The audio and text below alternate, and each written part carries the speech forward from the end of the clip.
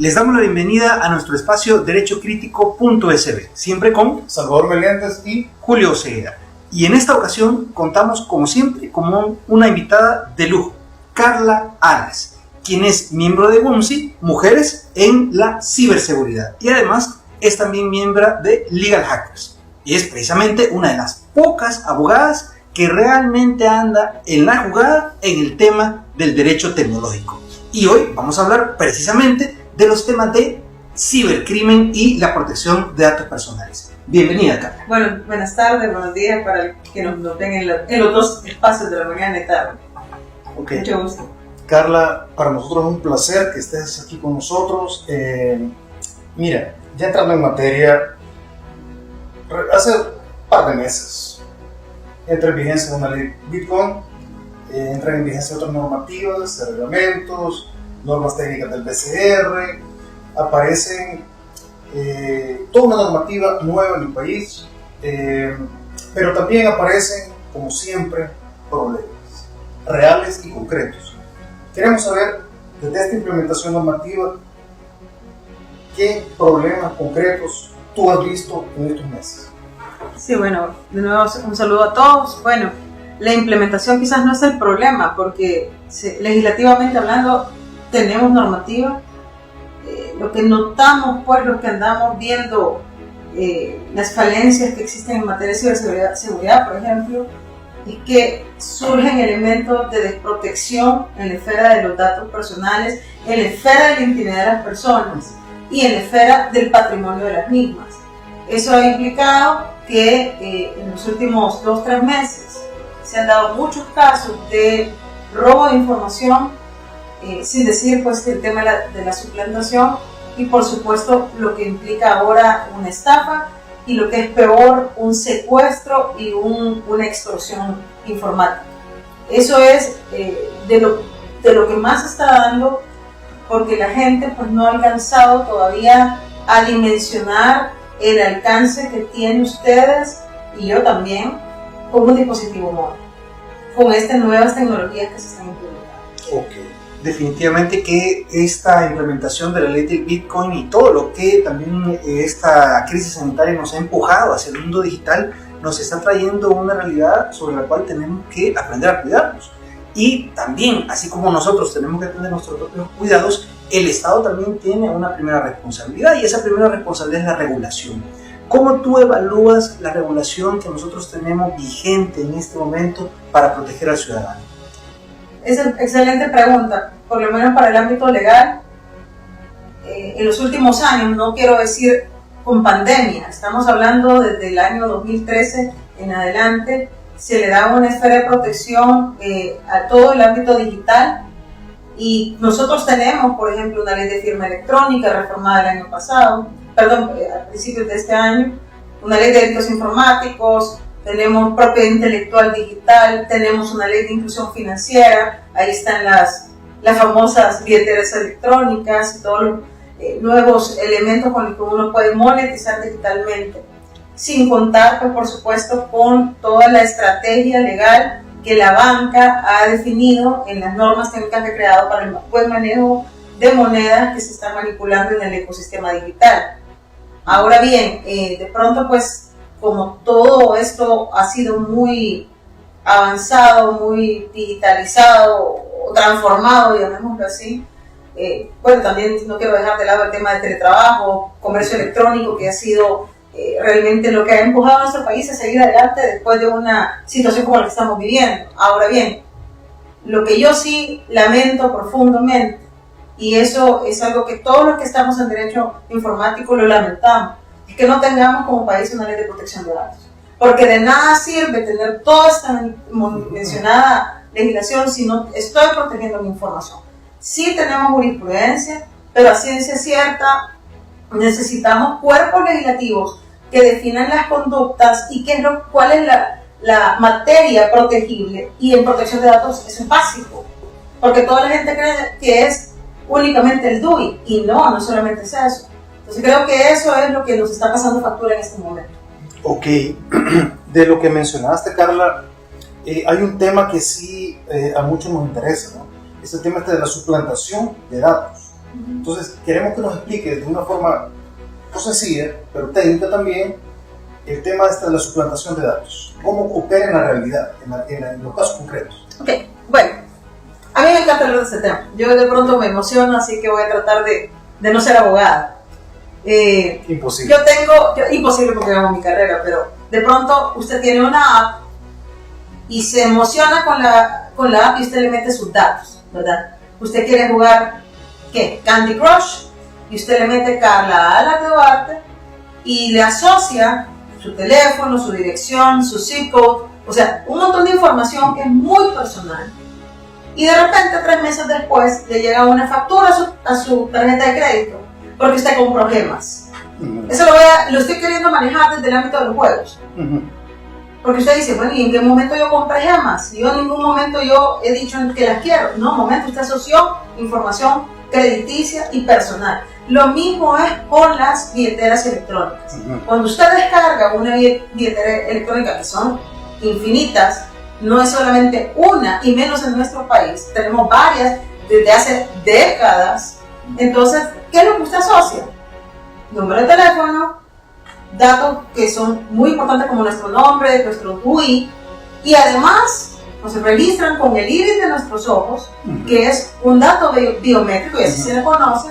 Y entonces viene alguien y dice, bueno, como esta persona ya lo asoció, ¿verdad? Y de pronto pues es más fácil para ellos en un evento de que se encuentra un DUI en la calle, robado, tirado, etc. Y dice, bueno, esta señora ya lo registró y entonces yo la voy a suplantar y me voy a hacer pasar por. A mí me pasaba eso, por ejemplo, trabajé en una telefónica, que la gente suplantaba la identidad porque se encontraban documentos tirados en la calle. Con eso se iban a las telefónicas a contratar. Pues con la wallet es exactamente lo mismo. Yo también tengo maneras técnicas, no necesito ser abogada para hacerlo, para poder quebrar los códigos de seguridad y entrar bajo una técnica que se denomina ingeniería inversa y dejo señuelos colocando, ustedes se dan cuenta que usted está en un tablero de ajedrez, a mí me encanta el ajedrez, y usted tiene todos sus caballitos ahí, haciéndole frente, poniendo una valla, pero por ahí viene el peón, y el peón, ¿qué es lo que va a hacer?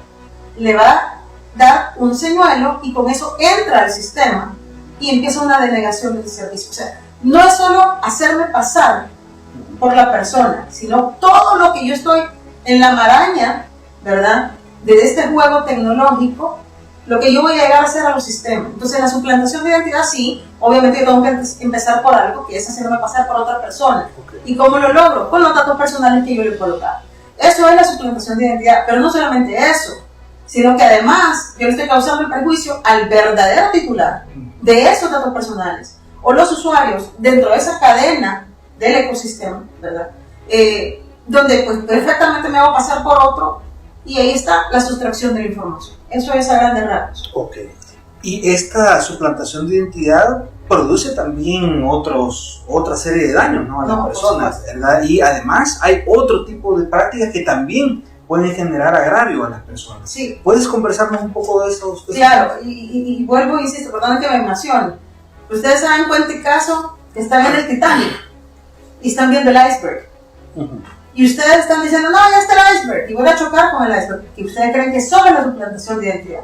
No solo es el iceberg. Abajo del iceberg viene hurto de información, espionaje informático, viene lo que es el hurto de la información, el daño a los sistemas, lo que es la alteración de mis datos personales y la alteración del software con el que yo estoy manipulando un sistema, que es la billetera electrónica. Y si le ponemos una cerecita al cake, ¿verdad? Bueno, yo digo que la suplantación es la cerecita al cake, pero en realidad hay más. Si le queremos agregar más ingredientes a esta ecuación, que es perfecta para cualquier ciberdelincuente, ahí viene el ransomware, que es este término es anglosajón, pero es un rescate de la información a cambio de ¿qué? Todo rescate, como cualquier extorsión, hay un intercambio de dinero por su información. ¿Cómo creen que lo están haciendo ahorita los ciberdelincuentes? ¿Te creen que es con cacao? No es con cacao, es con criptos. Entonces, el problema no es tanto tener la cripto, el problema es cómo estamos utilizando la cripto. ¿Por qué? Porque dentro de ese ramillete de cosas que tenemos arriba del iceberg, hay más cosas. Entonces, a mí me da pena cuando yo oigo a toda la gente decir, es que me suplantaron. No, o sea, hay muchas más cosas en medio de esta ecuación. Bueno, y en ese orden de ideas, estamos hablando de una cantidad considerable de perjuicios que pueden afectar al ciudadano. Pero la pregunta lógica, como abogado, pues, es, bueno, ¿y la Fiscalía General de la República? ¿La institucionalidad del país está preparada para afrontar esta situación? Mire, o sea, somos abogados, no sabemos sabemos que es lo que dice el principio rector. El monopolio de la investigación a quien le corresponde, a la Fiscalía. No. Pero la Fiscalía no es un multiplicador de gente que va a estar uno tras otro. O sea, operativamente hablando no funciona así. Yo siempre lo he dicho y lo digo con mucho respeto en todo lo que pues, mi carrera me ha permitido ver. Una golondrina no hace verano, entonces tener a 2 fiscales, por ejemplo, es inoperante. ¿Por qué? No porque no operen ellos bien, sino porque la carga de trabajo, y más en este tipo de delitos que se cometen en fracción de segundos, vuelve imposible la persecución. Yo les quería comentar este ejemplo. Imagínense que a ustedes les están sustrayendo información, le roban sus $30. Usted tendría que tener a 2 fiscales, unos 8 policías, atrás de cada cajero un chivo, por cajero. Entonces, operativamente para el Estado es imposible. Una inversión mayúscula. Entonces, es imposible. Ahí es donde el ciudadano tiene que ser muy astuto, ¿verdad? Y pedir ayuda cuando corresponde. Pero estatalmente hablando, pues sí reconozco mucho la labor que están haciendo con los pocos recursos que tenemos. Y que no opera solamente para esta área, esto opera para las diferentes áreas de la Fiscalía. Pero es por lo mismo, creo que esta es una institución que ha hecho lo que ha podido con lo que ha tenido, ¿verdad? Esa es mi opinión al respecto. Definitivamente que ese es un trabajo arduo que la Fiscalía tiene que ir desarrollando y especializando, o sea, ¿verdad? En sus distintas unidades y también con la unidad de investigación científica, ¿verdad? Del delito. Ahora, frente a esta situación, si un ciudadano se enfrenta con este hecho de que le robaron sus datos, le robaron unos fondos que tuviera en una wallet o le están pidiendo un rescate por una información o están revelando su información también de manera pública, ¿qué puede hacer la persona? ¿Cuál es el camino que tiene que recorrer desde el punto de vista legal y cuáles pueden ser recomendaciones también para evitar ser víctima de estas situaciones? Ok, bueno, vamos a hacer una diferencia en este punto. Lo más sencillo para mí sería decirle, mire, voy a presentar una queja a la empresa. Pero evidentemente como está una importante vulneración en este momento es la parte financiera y la parte de los datos. No tiene ninguno de ellos no es más importante que el otro, pero venirle a reclamar a la empresa sí es una opción, definitivamente digamos que debería ser la primera, pero si esta empresa que está teniendo a su cargo las billeteras no puede en el momento responder, por lo ideal fuera que se acoja al tratamiento que la acción penal nos permite como ciudadanos, presentando ya sea un aviso o presentando una denuncia, ¿verdad?, contra la persona que usted considera que es la que le está afectando. La acción penal es una acción que le permite al ciudadano reclamar por la vía penal la afectación que como víctima está recibiendo en este tipo de conductas, por este tipo de conductas. Pero también hay otras, por ejemplo, por protección al consumidor. Desde luego que es una empresa y desde luego que yo puedo acceder a ella a decirle, señores de protección al consumidor, informe, inspeccione y verifique cómo se están manejando los cajeros y la wallet como tal. Yo puedo acercarme directamente a la defensoría para que yo pueda ejercer también mi derecho de denuncia y decirle, señora, yo fui objeto de esto. Puede ser que la defensoría no se vaya a inclinar por el tema delictivo, porque ellos van a investigar otras cuestiones, pero estos son temas donde existe ahorita mucha interacción con comercios. O sea, puede ser que usted sea la víctima, ahorita mañana va a ser un comercio, entonces sí tiene interacción la defensoría. Y la tercera opción puede ser informando a los institutos de acceso a información que sí tienen que tener este conocimiento de cómo se está, por lo menos cómo fue diseñada la wallet, para por lo menos saber cuáles fueron las medidas de seguridad que el software con el cual se implementó la billetera tiene para la defensa de los ciudadanos. Es una información pública, desde luego que el gobierno pues le ha contratado o le ha definido como el proveedor para ese servicio. no es algo que sea malo, al contrario, es un tema de transparencia. Creo que esas pudieran ser las 3 primeras opciones, pueden existir más.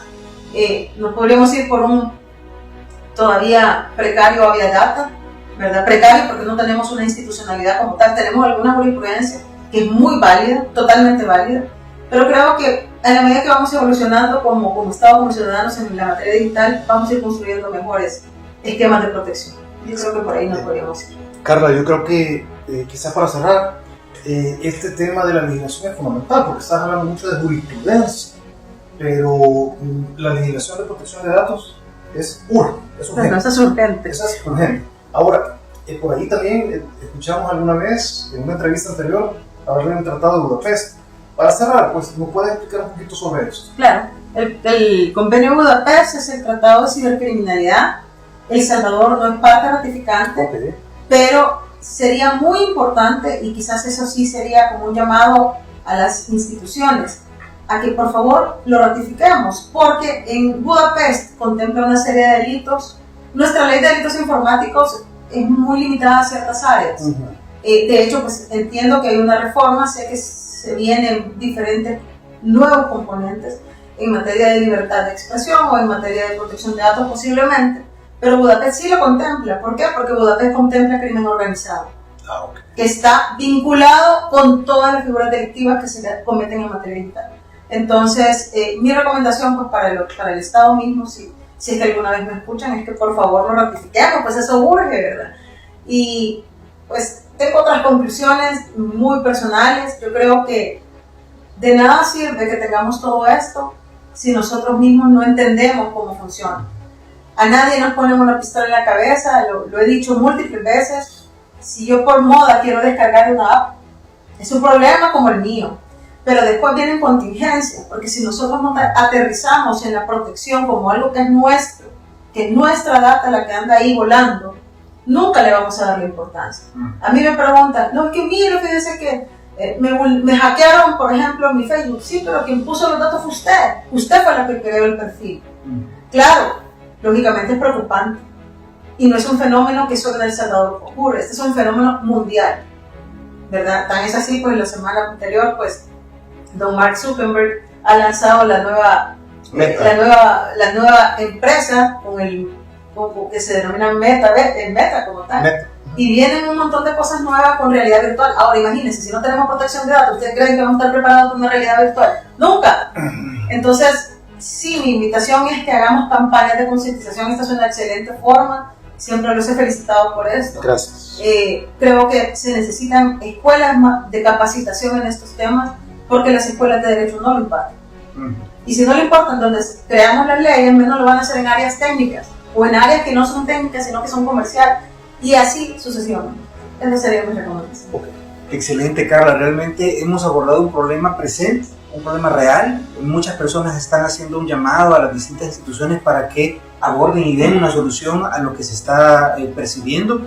Y esto es normal. La implementación de nuevas tecnologías, de nuevas técnicas para hacer negocios, siempre vamos a tener incidentes, ¿verdad? Y por eso, justo tú lo mencionabas, es clave que junto con la responsabilidad que tiene el gobierno de ir desarrollando normativas, de ir desarrollando instituciones, también tenemos nosotros una responsabilidad de irnos preparando, de irnos capacitando, de irnos entrenando, también en autocuidarnos. No nos queda más con esto que agradecerte siempre por tu visita. Y como siempre... Pero antes, Julio, ¿dónde te podemos encontrar en redes? Claro, ahí me pueden encontrar. Yo paso publicando cosas de esto. ¿Cuál es la Bueno, me encuentran en Facebook como Carla Alas de Duarte, en LinkedIn también. ¿Y en TikTok? Y en TikTok, porque, no hombre, o sea, o tú vas con la tecnología o te oxidas. Entonces hay que bailar de pronto. Excelente, excelente, bueno, buenísimo. Entonces los invitamos también para que hagamos una visita a todas sus redes sociales para que podamos ir teniendo más información al respecto. Y como siempre, Julio, pues no nos queda más que recomendarles: ejerzan con honor y fórmense con pasión. y no podemos terminar este video recordando a Maquiavelo. No es lo mismo el ser que el deber ser. Gracias y bendiciones totales. Para servirles.